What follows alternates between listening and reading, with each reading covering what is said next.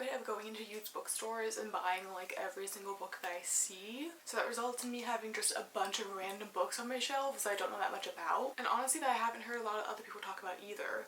So I thought it would be fun to sit down and talk about the books on my TBR that I haven't really heard anyone talking about. And I will preface this by saying, like, there's 1 or 2 books on this list that have won an award, so clearly people do know about them. But this is just from my own personal experience. I haven't seen anyone online talking about them. That's what I mean. So don't come at me saying people have read these books. I'm going to start right off the bat with one that I know people have read, but I just personally haven't seen many people talk about. And that is King of Scars by Leigh Bardugo. This one is definitely the craziest one on this list, because obviously it's Leigh Bardugo and she's so popular, so famous, that I'm sure like millions of people have read this book.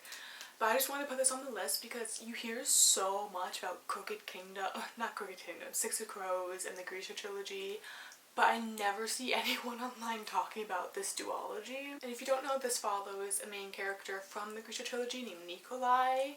He's a prince, and I think like he's like a captain or something in the series. I haven't read it, so I don't know yet. But I just think it's funny that her other work is so popular, but you don't really see this one mentioned. After that, we've got The Boneclacks by David Mitchell.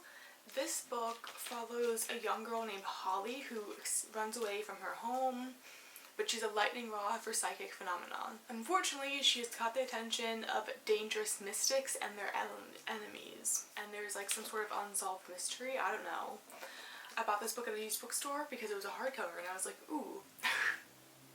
And I think I might have seen like 1 or 2 booktubers talking about this when it first came out, but I haven't heard anything since. After that, we've got The Winter Witch by Parla Baxton. This book follows a young woman named Morgana who has not spoken since she was a young girl. People of her village are suspicious of her, and so her mother's eager to see her married. So she marries her to this man, and at first she's like totally against it, but then she starts to like him and the farm and everything. But then people in his village start turning against her. This is a book I bought on Book Outlet, just based off of the title alone. Which is maybe why I have so many books that people don't talk about, because I just randomly buy things that I see. After that, we have Fall on Your Knees by Anne-Marie MacDonald. This is a multi-generational story following sisters, and that's all I know about it.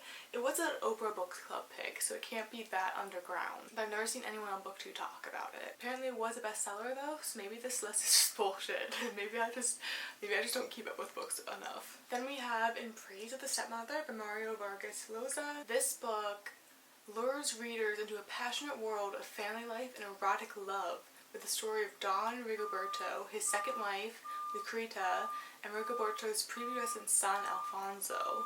Although the group appears to be a happy household, within the small constellation lurk the shadows of perversion and the limitless boundaries of familial passion. So this book was a Nobel Prize winner, so again, not that underground, but I've never seen anyone on BookTube talk about it.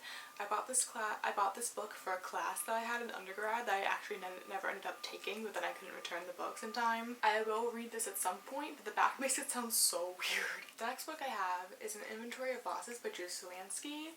This book follows 12 different things that the only thing they have in common is that they're all lost to the earth now. I don't know why I said it like that. They've been lost to the world forever, so I guess the flap says it like that too, it wasn't just me. But the flap says that it talks about a species of tiger, a villa in Rome, a Greek love poem, an island in the Pacific, and all of these things no longer exist, and it's kind of a reflection on extinction and loss. This book sounds so cool.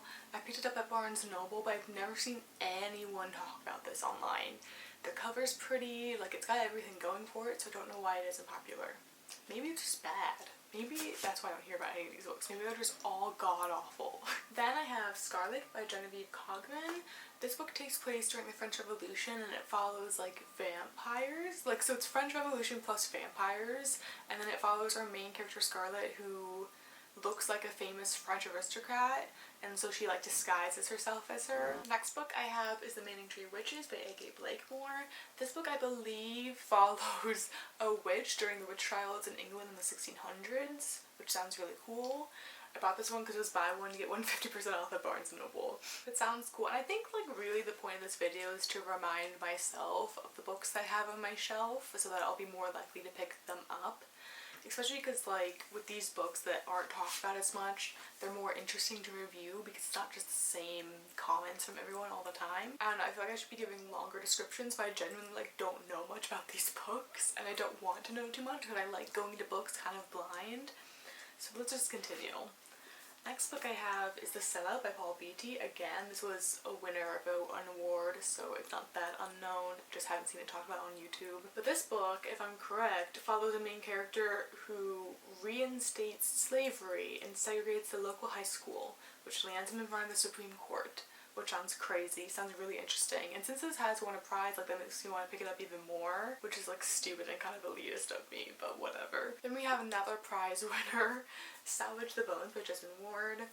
This book follows a family that's facing a hurricane that's coming.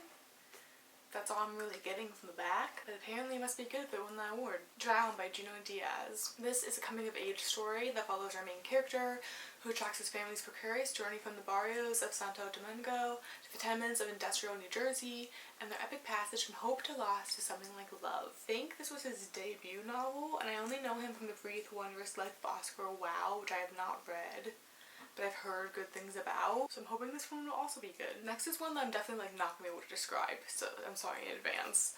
That is City of Saints and Madmen by Jeff Vandermeer. I bought this book because this is like another one of his series. I loved Annihilation so much, so I wanted to read like everything by him.